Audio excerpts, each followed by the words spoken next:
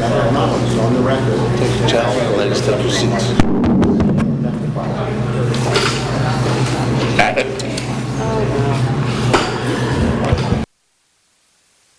Take your seats, please. Solicitor.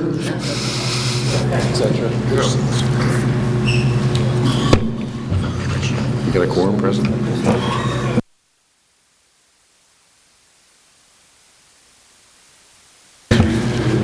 Having a quorum present, I call this meeting to order. Please stand for the flag salute. Attention, salute. I pledge allegiance to the flag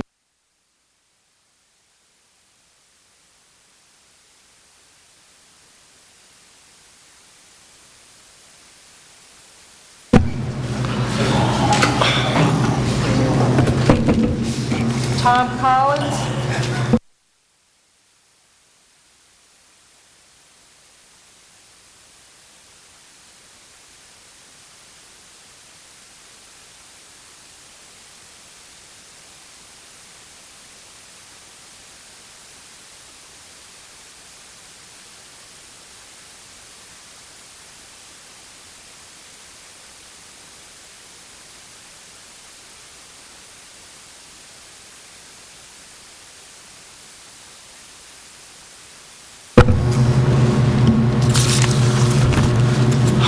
This meeting is being held in accordance with due public notice thereof and pursuant to the New Jersey State Sunshine Law. Notice of this meeting was advertised in the press, and a copy of same has been posted on the bulletin board in the municipal building.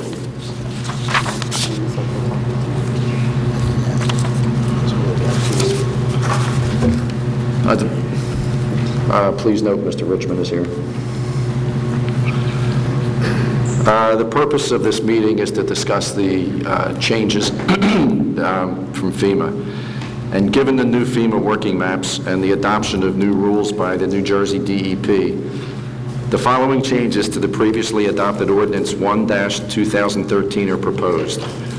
These changes were subject to lengthy discussion and debate by a working group consisting of the city solicitor, the city construction code official, the zoning officer, the planner, and me. It is our recommendation that these changes strike a balance between the need to reconstruct after Sandy, the city's flood insurance discount under the NIFP program, and the long-term health, safety, and welfare of the community. In short, the changes further add, amend, update certain definitions and terms in the city zoning ordinance to be consistent with the preliminary working map and NJAC 7:13. It eliminates the ABFE overlay and the classification of certain regulations as applicable under base zoning or under the overlay. It amends the zoning map to eliminate the overlay. This is really the meat of the matter. It amends the minimum lowest floor elevations as follows. Base flood elevation plus 3 feet freeboard under 1988 rules for FEMA A8 zones. Base flood elevation plus 2 feet of freeboard, NAVD data 1988 for all other FEMA zones. We are retaining the existing height regulations under the residential height regulating map, but require that such heights be measured from the BFE plus freeboard as indicated. At this time, I'd like to introduce Stuart Weiser, who will make a brief presentation on what we've done. Thank you, Mr. Chairman. Good evening, board members. Frankly, I have nothing further to add. The chairman just went through what I was going to say in terms of the proposed amendments to the ordinance. Just real quickly, by way of background, we were here, as the board will remember, in January 2013, and we made a presentation that outlined what were then the official maps, the ABFE, or the advisory base flood elevation maps that were put forth by FEMA. And at that time, those maps, everybody will remember, were somewhat draconian. They had some V zones, they had a lot of A zones that were going to require height increases that were pretty drastic, and buildings to be built on piles in the V zones and certain other construction related construction methods that would be flood-proofed. Since that time, the DEP had adopted an emergency rule that adopted the ABFE maps as well as the construction-related methods. And then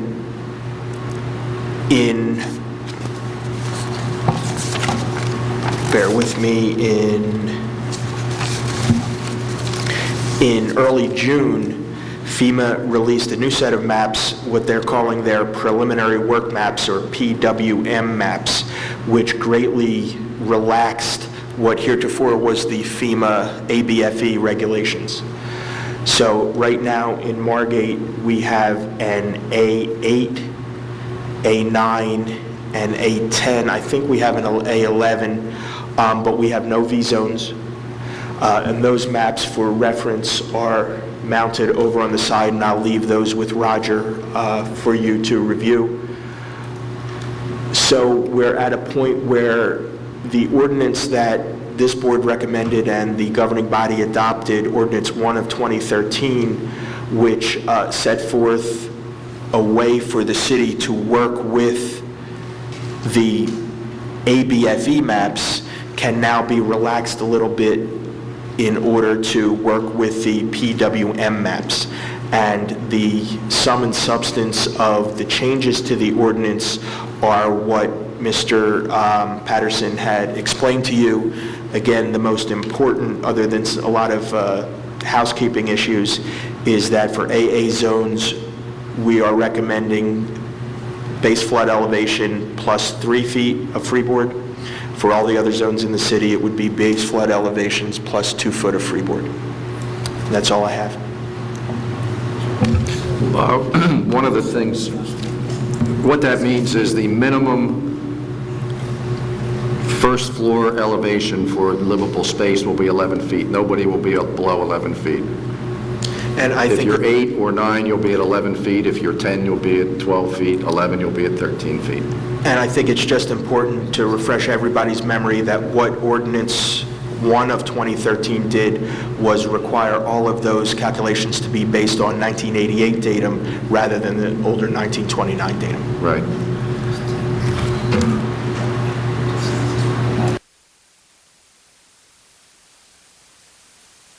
Oh, there you go. And also to remind everybody, the same size house that you were able to build prior to Hurricane Sandy and after Hurricane Sandy by Ordinance 1-2013, you're still allowed to build only at these new revised elevations. So in the parts of town where you could have a 28-foot house over whatever it used to be, it's a 28-foot house over what Stuart said and what Rich just said, and the same for the districts in town where you could have a 30-foot house. So we have not penalized anybody, and those we've retained the exceptions to setbacks for stairs. We've retained certain exceptions for landscape. We've retained the ABFE, which is now the BFE committee, to make special considerations when needed with regard to unusual topography, so that there would not have to be a height variance. We actually used that committee in last month's planning board meeting. You'll remember there was a case that had a 1-foot height variance, but it actually didn't have the height variance because the committee acted outside the board. So all of those things have been retained. We're just changing where the first floor is. And believe me, there were committee meetings of Mr. Abbott, Mr. Galantino, Mr. Patterson, Mr. Weiser, and myself of several hours reaching what we think is a very fair recommendation to the board, and that's what's before you now, plus a million other details. Yeah. One of the rationales for going higher, and actually we didn't go any higher than what FEMA's initial minimum was, where that if the town was A10, they dropped it to A8. We're keeping it at A10. But Margate gets points for flood control, storm control, and one of the things that adds to your points is a higher elevation. And what these points do, Margate right now gets a 20% discount on flood insurance. Now, no matter, in the future, no matter how expensive it is, if it's $30,000, $500, whatever, you get a 20% discount for living in Margate. By doing this, well, let me have Jimmy explain it. Why, you almost got the horse to water. You almost got the horse to the water. Good evening. I think what we're trying to get to at this point, everybody who has a flood insurance policy, your flood insurance policy receives a 20% discount because of the flood restrictions we put on to the local zoning. I'm sure a lot of people here in the audience probably do have or don't have flood insurance, but if you do, I think a lot of people here at the board have flood insurance. If your policy is roughly around $1,000, you would receive a 20% discount. Effective July 17, 2013, you're now getting a 25% deduction on your flood insurance because we adopted the preliminary working maps, which are probably going to be, if I'm not, correct me if I'm wrong, Scott, but the map that all flood insurance will be based on. They're not going to redo the map again. The map's pretty much set in stone at this point. The advisory base flood elevation that was in effect when the governor put the edict out in January was a very restrictive map. It required a lot of V-zone, which is a very restrictive construction with the piling. You can see a lot of that in town now, where people are built on Kenyon and Amherst, and all you see is this piling sticking out of the ground. It's an awful construction. It just puts houses extremely high. The people who are building there wanted to build, didn't want to wait, and now they're building to the existing, hold up, let me take that back. They're building underneath the advisory base flood elevation map, which was in effect from January till was that June 27th, 26th, right, Raj, when they put the 14th of July. So effective that date, the restrictive map went away and the easier working map came into place. I think, and I gave a lot of people a document. It's called the Insurance Service Office Incorporated. That shows you effective date that the community is going to receive its discount on the flood insurance. So whatever we're doing here, we're trying to help the community by reducing the flood insurance that you pay, which is very high. I know a lot of people call my office and paying $3,000 a year in flood insurance. If we can get you some money back or a deduction, I think that's good for the community. I really look forward to any phone calls if you guys have any information that you need. There's tons of available money out there. There's a website called renewjerseystronger.org. It's offering money for people who are primary homeowners who are flooded and need money to help mitigate their flooded properties. They're available in Egg Harbor Township. You can walk right in. They'll set you up an account, and preferably you'll be able to get some kind of money back to help you assist with the property. I know it's a little too late, but maybe they'll be able to refund you money that you spent out of pocket to get your building back together again. Chairman? That's all we have at this point, so I'd like it to open it up. If anyone from the public has any questions or comments, come forward, identify yourself. No, you have to come forward to the microphone, please. Do they have to be sworn now? Do they need to be sworn in? You know what, I don't think so. May I just have It's not part of a hearing. Could you just tell us in the mic, please?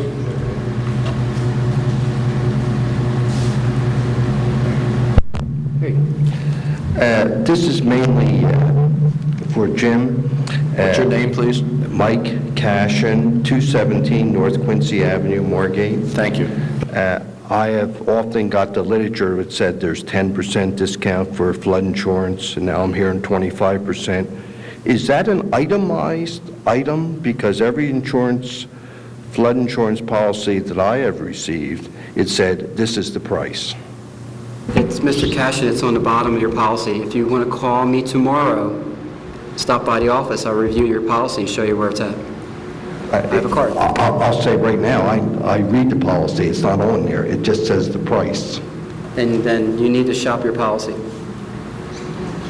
Yeah, but the question is it an automatic deduction? Because I understand that the flood insurance is a set rate, and therefore, maybe they don't have to put the 25% because it's automatic. I just don't understand it. I never understood it for 30 years that I've been here, that I have often got the literature which said there was a discount, and I never saw it itemized. Sir, your flood insurance, when you get a bill, there'll be a line on it that they'll have your city code and what the discount is. So your insurance company, if you ask for them for a detailed bill, they should have it, they should have the actual premium and what the discount is. If they don't, then I don't think that's correct. Okay, I never asked for a detail, they just always submitted a quotation. Well, they give you a Which I quotation, but when you get a understand. final bill, I'm sorry, North, when you get a final bill, there should be a notation on it, what your municipal code is. Yes. Right, and there should be a discount of what that code requires. I never saw it itemized. Yeah. It's on mine, I mean, that's why, one of the reasons I know, so. It's on mine. Go ahead. Please introduce. Sanford, we're not echoing now. Sanford Smith, 18 North Lancaster Avenue. Sanford Smith, S-M-I-T-H, the traditional way. I'm frequently asked, how do you spell it? And I first would like to commend the board for being proactive in approaching this very difficult situation.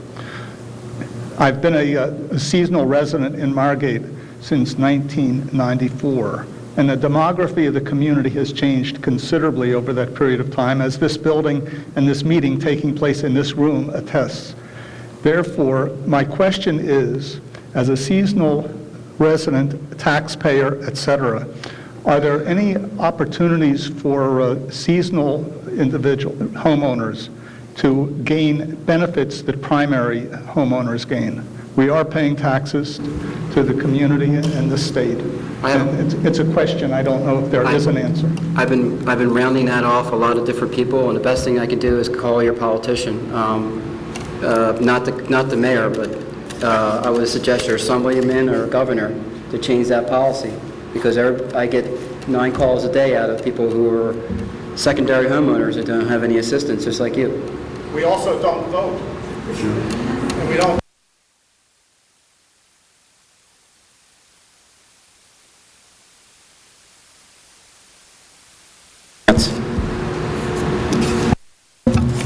Anyone else? Peter? Otherwise, I had a copy of the draft resolution, and I still sense there's some confusion about with the definitions of elevation.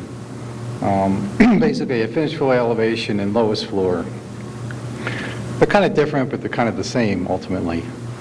So I think what I would suggest is you keep finished floor elevation to describe, just as the definition says, the minimum height where you have to set the floor. And then where it says lowest floor, that's kind of at odds with FEMA a little bit, because FEMA, the lowest floor would usually be the crawl space. And I think what you're describing here is the lowest habitable floor, so maybe that should be lowest habitable floor. And then tie that in with everything else, and then all the heights should be referenced, I think, to finished floor elevation rather than lowest habitable.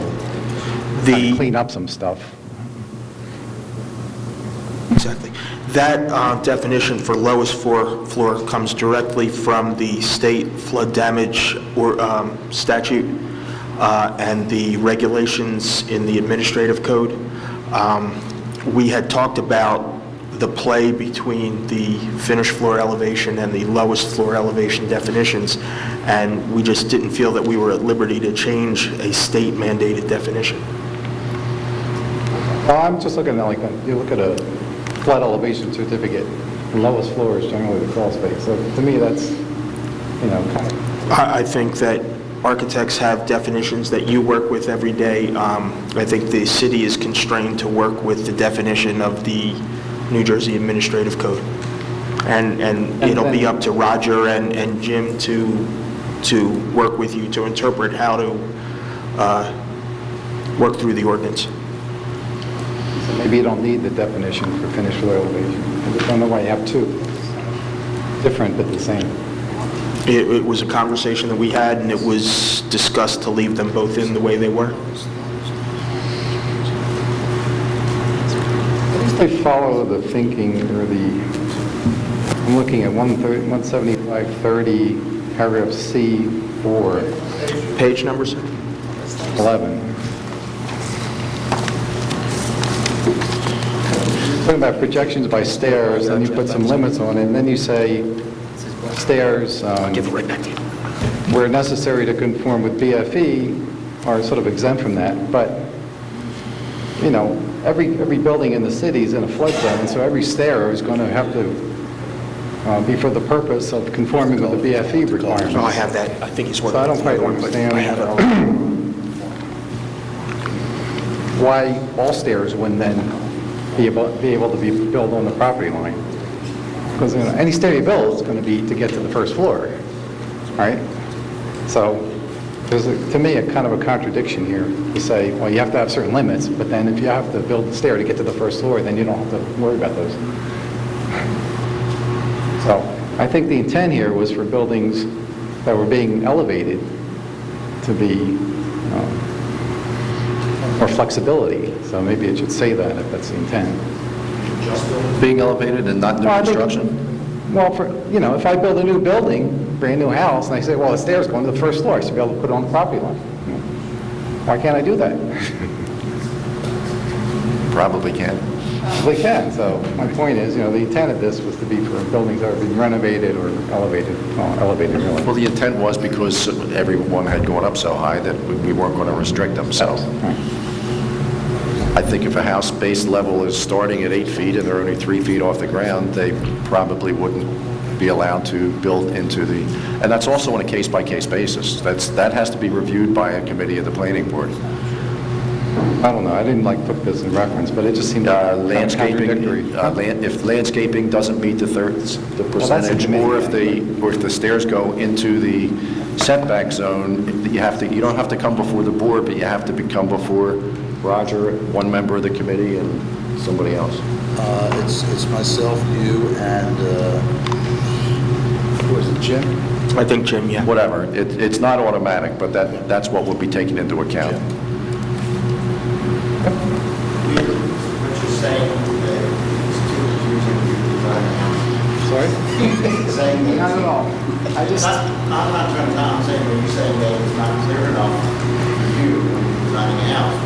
I just don't like seeing multiple definitions that kind of sound the same but are quite different. Excuse me, we can't hear anything you're saying. Turn your microphone on, please.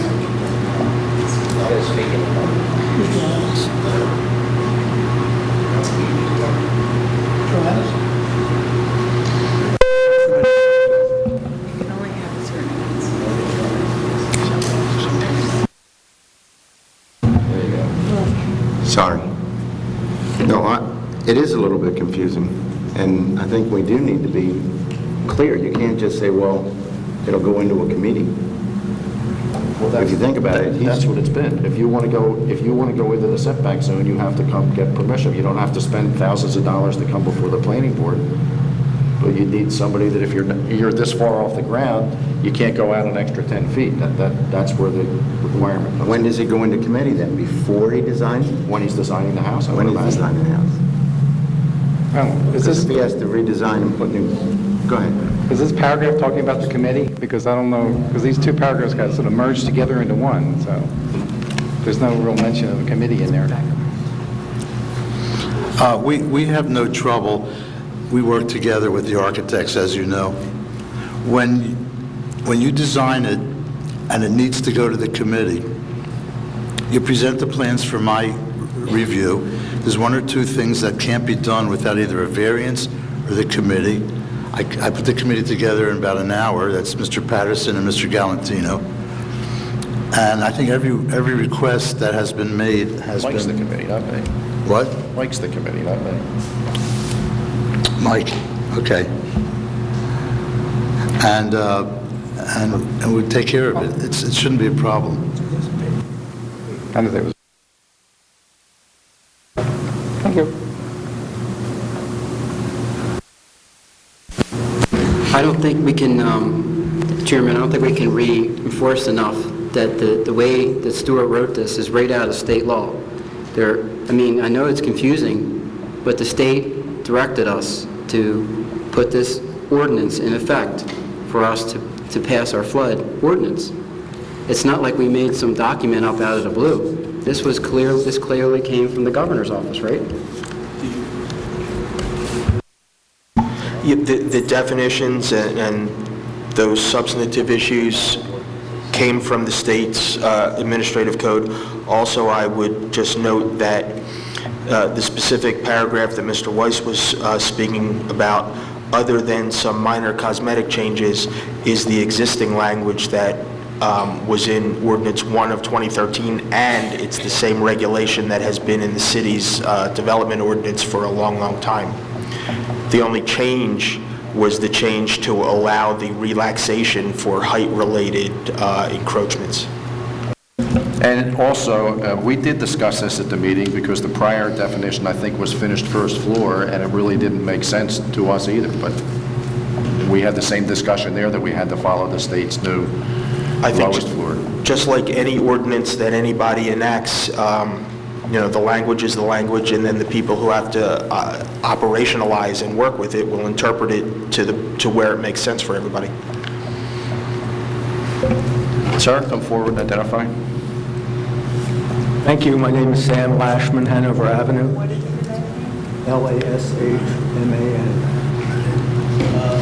Based on some of the discussion that I've been hearing, it still is unclear to me. Mr. Lashman, just go back 2 inches.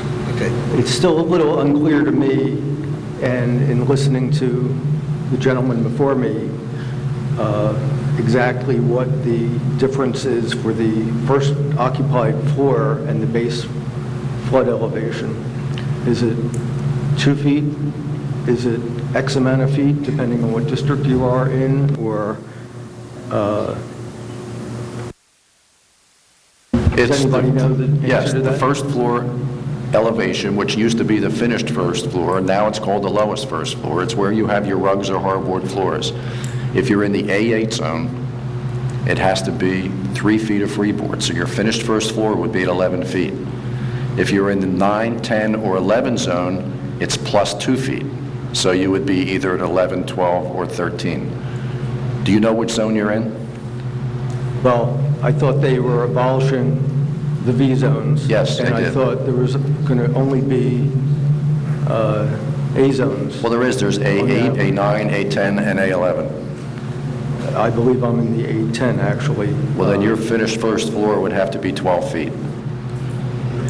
Of course, my house was built before the new flood map, so the 1983 and the 1988 levels, I understand, are 1.7 feet.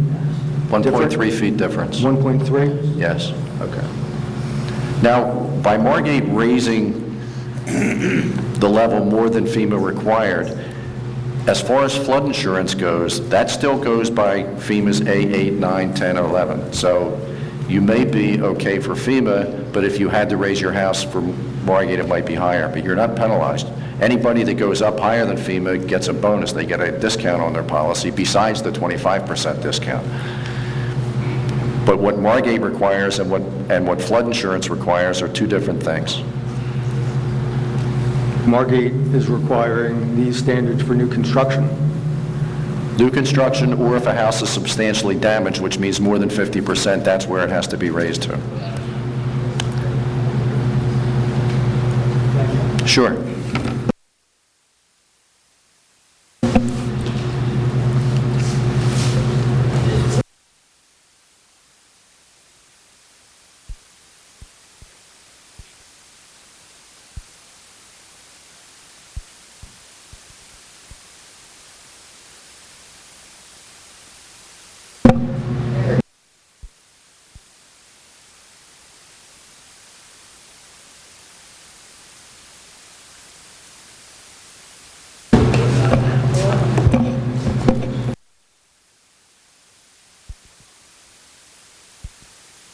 Here, you want to use this? We've been talking about this.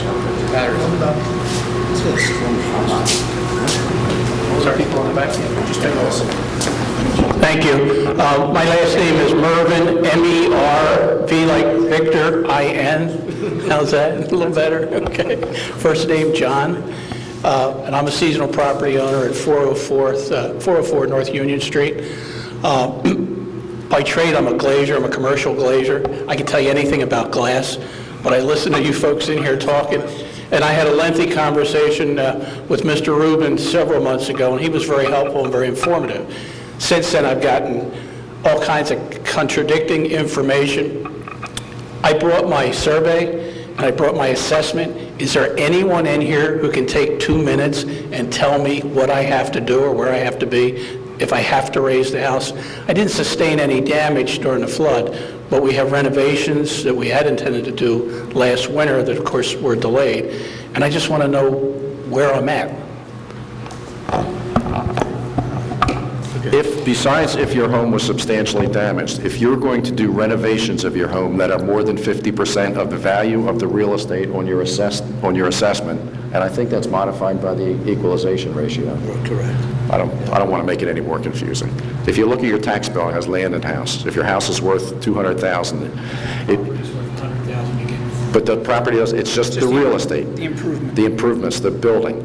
If your renovations are going to be more than 50% of that, then you have to raise the house and comply with flood standards. Okay, what I'd like to do, if I can have someone tell me with the new map where I'm located and how high I have to raise it if I have to raise it. We'll show you after the meeting. That'd be great. Yes. Thank you.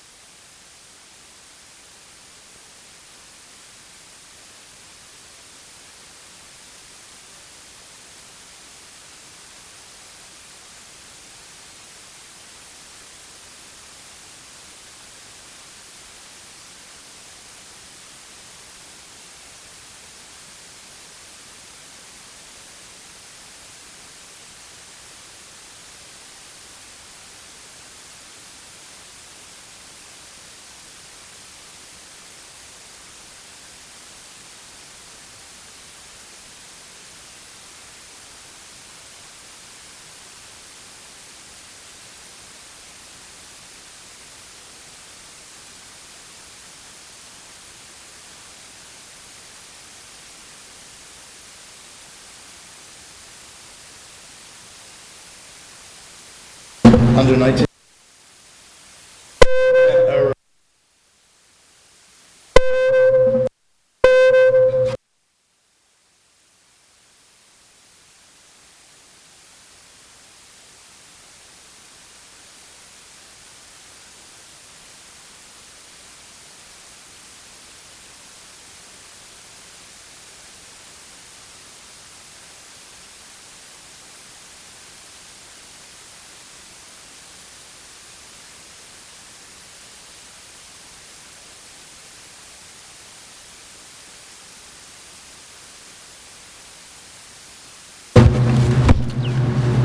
Anyone else like to speak?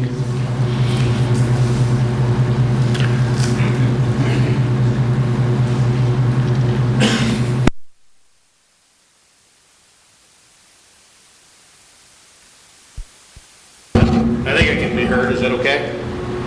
Lance Seaton, I'm 12 South Jefferson. Can you spell your last name? S-E-E-T-O-N. We're a little fortunate in that my wife and I were in the midst of trying to rebuild anyway.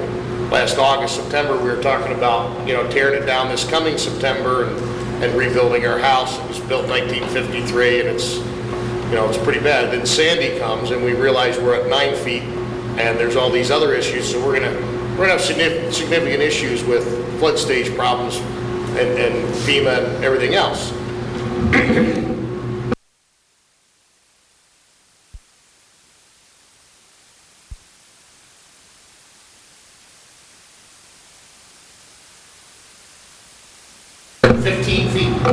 And he's building 28 feet above that.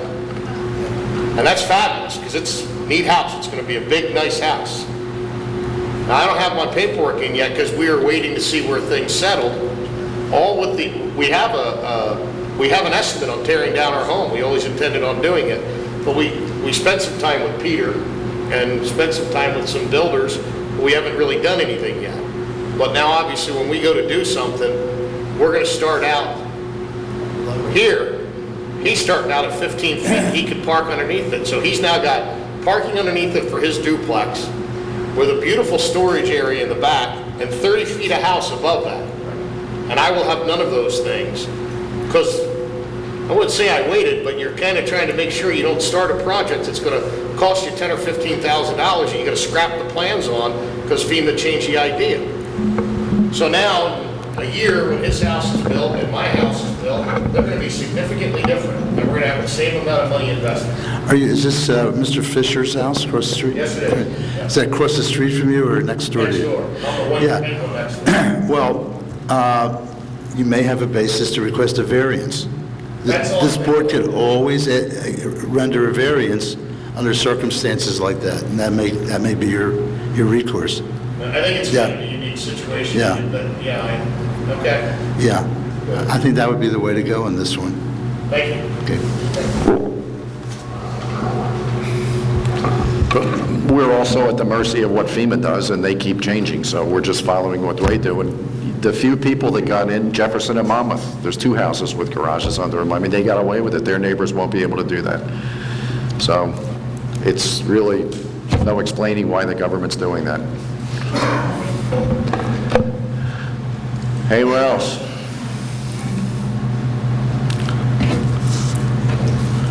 Okay, at this point, a public portion is closed. And Stan, we need to... Rich, I have a couple Oh, go ahead. questions, if I could get them clarified. Yes. I hope everybody can hear me, but the microphone's not working.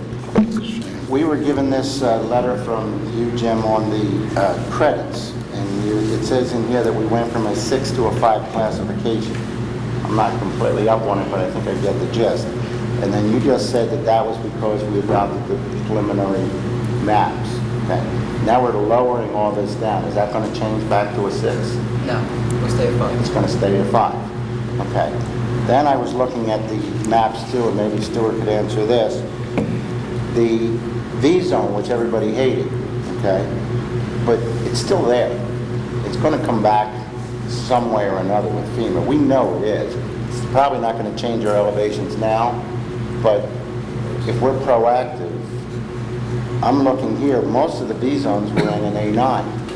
And we're recommending, or this is recommending, that the A9 only be 2 feet above, whereas the A8 is 3 feet above.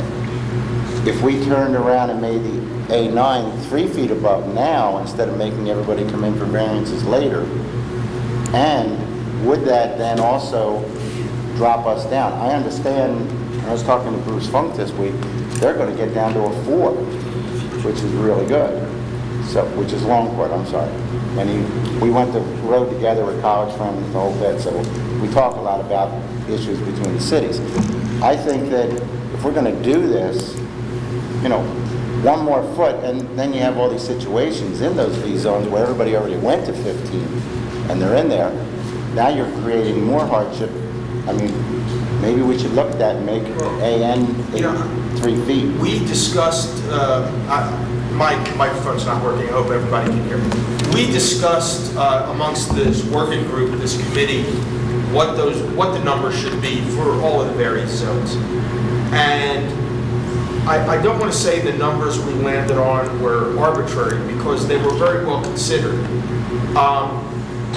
And the committee, in making its recommendation, tried to strike a balance between making sure that the increases in height were substantial enough that they made a difference for public safety, but not so substantial that they caused a hardship for folks trying to raise perhaps more modest structures or people of more modest means trying to raise their structure. If you ask me what the right number would be, my response is going to be, I'll tell you after the next storm. I think right now the committee just tried to do what was considered to be equitable for everybody.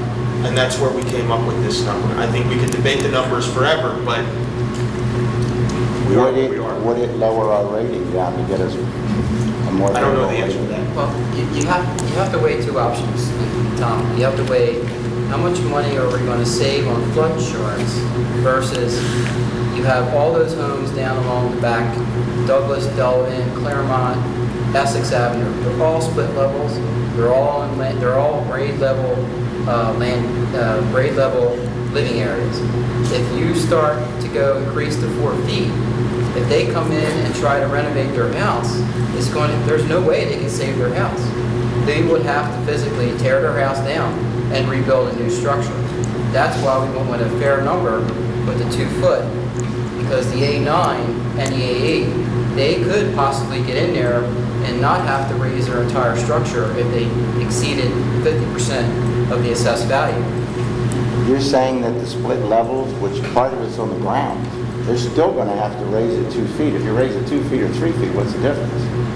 And more than likely, with the trends going in Margate, which I see a lot, most of the homes are being torn down. We're trying to help out the average family out there who can't afford to raise their house, who can't afford to pay to someone to come in and deconvert areas of their house. We're trying to save the general populace from exiting the island. I live in one of those split levels, and my entire neighborhood has been in there rebuilding. No one has torn down a split level on Claremont Avenue. I can see where Jim Galantino's coming from. If you have to raise certain portion, you would be able to do stairs, and your den and your washer and dryer area would not be insurable, but you would be able to put some foundation and do a stairway to get to that level of living space of your living room, dining room. I think that's another piece of it. Not only are we talking about people who would be forced to do something with their entire structure, but if somebody wanted to put an addition onto their structure, a 2 foot, let's just call it a 2 foot differential as opposed to a 4 foot differential would make that construction and that transition between the old and the new much easier. I was only talking 1 foot, number one. Well, regardless of what that differential Number is. two, anybody, no, even in a split level, if they're going to improve that property over 50%, they're going to have to jack the house up. Whether it's 1 foot, 2 foot, 3 foot, you're still going to... You're not going to insure your first floor. That livable space will then become your garage. I don't think... Excuse me, your first living space, I live at a split level. My first level is just like she says, I'm not insured for anything down there, washer, dryer, heater, nothing's insured down there. My first living space is actually almost 13 feet, and that's what cuts with the flood insurance company, they have me do that. But if I were to come in and they had this, and they say, replace the kitchen and a bath and a thing, I'm over my 50% right there. You can't really raise it to this level. It's very hard to do. But you still have your part of your structure, which we consider a structure on the first floor, so you couldn't do the renovation unless you raised it. But with a split level, whether it's insured or not, that's part of your building. You'd have to take all the walls out and open it up and have it as open space not to be counted. Am I correct? And you'd have to flood-proof it, right? Like Jim's saying, it's just blowing the cost right out. The way I understand the 4 foot that Ventnor and Longport are building, it's an optionary 4 foot. They're going to increase it to 2. But the 4 foot would be up to them if they want to decide to go the additional 4 foot. It's not a mandatory 4 foot. That's the way I understand. And from what I understand, if it's optional, then you get no benefits on flood insurance. You already get what you have. So, any other comments from the board? At this point, Stan, would you read the resolution that we would propose? Thank you. As we did before for the prior ordinance, the board would be making a recommendation to the governing body. I've marked the draft ordinance as Board 1, dated it today. I'm assuming that after today's meeting, we're going to get all the red lines and everything out of it for a draft. Is that what we're going to do? Or do you want to recommend it with the... We'll work that out. However it has to be, but the final version of that will be sent to the governing body, and the planning board would be making essentially it's a motion, the affirmative, to make a recommendation to the governing body of Board 1, which is the draft ordinance of the city of Margate that's in front of us. And Mr. Solicitor, I think the other thing is, just as with the last ordinance, the board needs to make a finding of consistency with the master plan. That's correct. That'll be added to the motion. Who will be voting? 9 members? 9 members, yep. Okay, 9 members. Yep. Are the D variance members allowed to vote? It's the first 9, bench will be it's a combined board, it's the first 9 members are the planning board members. So we're not a zoning, we're voting as a planning board tonight, so the zoning board doesn't matter. The zoning board members don't matter. I mean, is Mr. Galantino, Mr. Collins? Yes, they're Okay. part of the planning board, yes. Okay. All right. So just ask someone for the motion. You stated the motion, we just need a motion. Right, you need someone to make the motion. Stan just stated the motion. Would someone please? I'll make that motion. A second? Need this to record. Tom Collins, Yes. Bill Gotchall, Yes. Clem Wozleski, Yes. Mike Richmond, Yes. Jim Galantino, Yes. Margaret Gubernalti, Mike Cristaldi, Yes. Craig Palmisano, Yes. Rich Patterson. Yes. This passes 9-0. Okay. There's no other business. I hear a motion to, oh, wait a minute. No, I'm just talking to that, Jim. You wait a little. Yeah, I'm just making a hint. Okay. You hear a motion to adjourn? I'll make that motion. I'll second it. Meeting is adjourned.